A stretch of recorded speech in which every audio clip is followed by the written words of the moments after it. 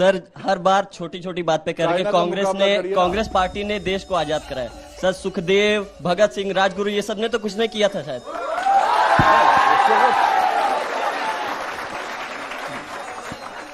जवाब देना चाहेंगे? नहीं, वैसे सोनिया गांधी लड़ रही थी झुमरी तलैया से तलवार लेके, देखा तो नहीं आपने? हाँ, जेब में था चिल्लर, साथ वाले किल्लर, काम करे कांड वाले, लाइफ बेड़ा थ्रिलर, घूमे फिरे बस्ती में दिन रात मस्ती में, फिर भी काम किया, बेटा खड़ा किया पिल्लर। कांग्रेचुलेशन सर आपकी जीत के लिए। पर मेरा सवाल आप ही से है, क्योंकि सत्ता पार्टी में आप ही हैं। तो जैसे कि पंजाब में बहुमत नहीं आ पाई, तो आपने कहा कि जीत का श्रेय प्रधानमंत्री नरेंद्र मोदी को है, तो पंजाब की हार का श्रेय आप किसको देना चाहेंगे? अच्छा प्रश्न है। देखिए, पंजाब में हमने हमेशा कहा, आपने प्रधानमंत्री जी को भी सुना होगा और हमारे पार्टी के तमाम बड़े नेताओं को सुना होगा, पंजाब को लेकर उन्होंने हमेशा कभी भी ये क्लेम नहीं किया कि हम इस पर सरकार बनाएंगे। हमेशा वो कहते थे कि हम छोटे भाई के रोल में पहले थे, क्योंकि शिरोमणि अकाली दल के साथ हमारा गठबंधन था, वो बड़ा भाई, और हम 5-6 सीट पे लड़ते थे, हम बहुत कम सीट पे लड़ते थे। इस बार पहली बार हमने अपनी ऑर्गेनाइजेशन वहां शुरू की है, संगठन बनाना आरंभ किया है। हम सरकार अवश्य नहीं बनाएंगे, मगर जो वोट प्रतिशत हमें मिलता था, हमारी पूरी कोशिश रहेगी कि उस मत प्रतिशत को बना के रखे और भविष्य में अपने संगठन को गढ़े। इसमें कोई दो मत नहीं है, और मैं इससे नहीं इनकार करूंगा कि आम आदमी पार्टी की एक अच्छी और प्रचंड जीत पंजाब में हुई है, उसके लिए उन्हें और एक क्षेत्रीय पार्टी ने राष्ट्रीय पार्टी को बीट कर दिया वहां, तो बिल्कुल चुनौती के रूप में स्वीकार करना चाहिए। अंजना जी, हम में और कांग्रेस पार्टी में यही फर्क है। अगर चुनौती है तो चुनौती को स्वीकार करना, तैयारी करना कि चुनौती को अगले बार कैसे। आपने पैसे के दम पे क्यों कांग्रेस सरकार को तोड़ा? भाई साहब, आप शपथ ले लीजिए, उत्तर प्रदेश में मुख्यमंत्री बनवा दीजिए। क्या किया था? मैं बधाई दे देता, इतना परेशान बधाई दे देते हैं कि यही जीते। आप ये नाटक आप कॉमेडी सर्कस क्यों चल रहा है? आप परेशान मत होइए। आपको सवाल कर रहा हूँ, जवाब दीजिए। मध्य प्रदेश में आपने सरकार कांग्रेस की क्यों तोड़ी? सुनिए भाई, हम बहुमत में थे। भाई साहब, संबित जी, उनके सवाल का सार ये है ना कि सीटें कितनी भी आए, अगर मामला अटका तो लोग कहते हैं बीजेपी वाले सरकार बना लेंगे। ईडी चोटी का जोर लगा के, देखिए ईडी चोटी, पीछे लगाते हैं, ईडी चोटी का जोर लगा देते हैं। मैं जवाब दे रहा हूँ। अंजना जी, मुझे तो आश्चर्य होता है, 5 राज्यों में मध्य प्रदेश का नाम भी नहीं है, चुनाव मध्य प्रदेश में हुआ नहीं है। ये मध्य प्रदेश है ना, आपने सरकार क्यों गिराई वहां? अरे इनको टाइम मशीन में बैठा करके पीछे भेजो, पहले भेजो। ये अभी जब जवाब नहीं है तो आप यहाँ क्या जवाब देंगे बताइए? नहीं, आप कपिल शर्मा का क्या शो है भैया? कपिल शर्मा तो आपके यहाँ बैठा हुआ है। आप राहुल गांधी, मेरे सवाल का जवाब वो तो आपके यहाँ।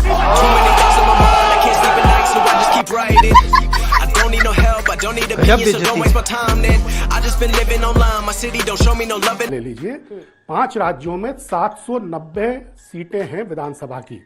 भारतीय जनता पार्टी के पास 399 थी, अब रह गई हैं 356, यानी गिरावट आई। 2019 के चुनाव में 2 साल पहले उत्तर प्रदेश में 49.5% वोट मिला था, इस बार 43% मिला है, 6.5% गिर गया। ठीक तो है, मैं ये कह रहा हूँ, बीजेपी हार गई है। नहीं, बीजेपी जीती है, अच्छी तरह जीती है। बाकी तीनों राज्यों का भी डेटा है आपके लेकिन पास? इस जीत को, अगर आप एक पॉलिटिकल एनालिस्ट हैं तो आप भी जानेंगे पंकज जी की एंटी इनकम्बेंसी को 4 बार, चौथी बार ये बीट कर रहे हैं। 2 विधानसभा, 2 लोकसभा चुनाव, उस नजरिए से बताया जा रहा है कि एक बड़ी जीत है। और बाकी 3 राज्यों में आप देखें तो इनकम्बेंट होते हुए उनकी सीट्स बढ़ी हैं, इसलिए इसे प्रचंड जीत बताया जाए। जी, बड़ी जीत है, लेकिन प्रचंड नहीं है, फिनोमिनल नहीं है। शब्द बदलने, इस जीत को, या आप बोले तो जीत को हार कह देंगे? नहीं, इस जीत को इतना बढ़ा चढ़ा के कृपया मत बताइए। बढ़ा चढ़ाकर अपनी जीत को आप लोग पोर्ट्रे कर रहे हैं, और उनका कहना है कि आप हर जगह पर परसेंटेज में आप लोगों के अपने सवाल तैयार रखिएगा। अब सवाल भी हम जनता के लेंगे। जल्दी से एक कमेंट इस पर, वो कह रहे हैं कि आप बड़ी जीत। पंकज भाई तो एनालिस्ट हैं, पहले बहुत कांग्रेस की तरफ से डिबेट भी करते थे, अच्छे व्यक्ति हैं, मगर आज जो प्रॉब्लम कांग्रेस की है यही है, ये सुबह से बैठे ग्रामर की किताब लिखते रहते हैं कि ये प्रचंड नहीं है, ये बहुत है, ये बहुत नहीं है, ये वो बढ़िया है। ये खुद गर्त पे डूबे हुए हैं, ये देखते नहीं कि हम कितना डूबे हैं। ये जहाज भी डूबेगा, इसमें भी छेद होने वाला है, ये भविष्य में। अरे तैरो, आप समुद्र के गर्त में पड़े हो, थोड़ा हाथ पैर मार के तैरो, ये वो जहाज डूबेगा, इसमें छेद हो गया है, इसमें पहले 3 छेद थे, अब 4 छेद हो गए। अरे आप तैर के ऊपर आओ, तभी जिंदा बचोगे। इतनी चिंता मत करो दूसरे के जहाज में कितनी छेद हुई है। If you think you are bad, I am your dad.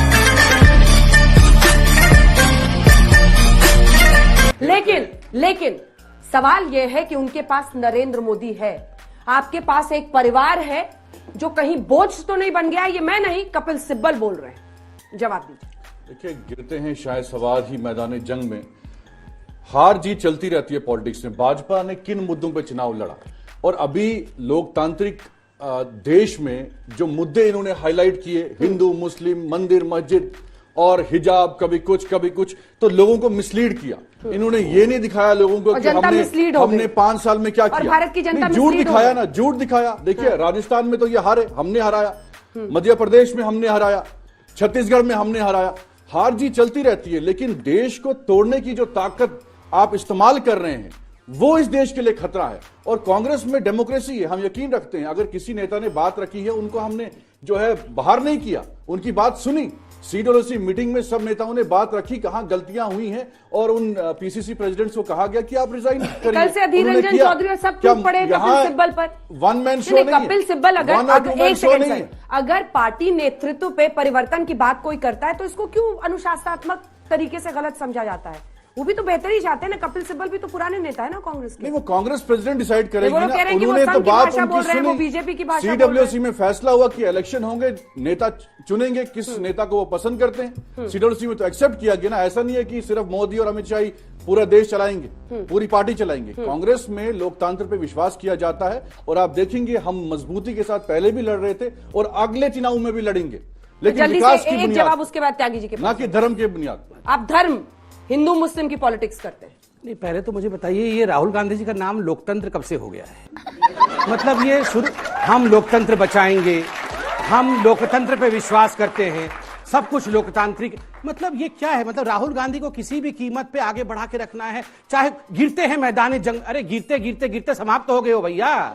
गिरते हैं उठने के लिए, वो उस शेर को पूरा तो करिए। गिरते हैं उठने के लिए, ताकि फिर से लड़े। गिरे ही जा रहे हैं, फिर भी बोल रहे हैं हम गिरते रहेंगे। ये क्या हार होती रहती है, जीत होती? अरे हार हो रही है, जीत हो ही नहीं रही है।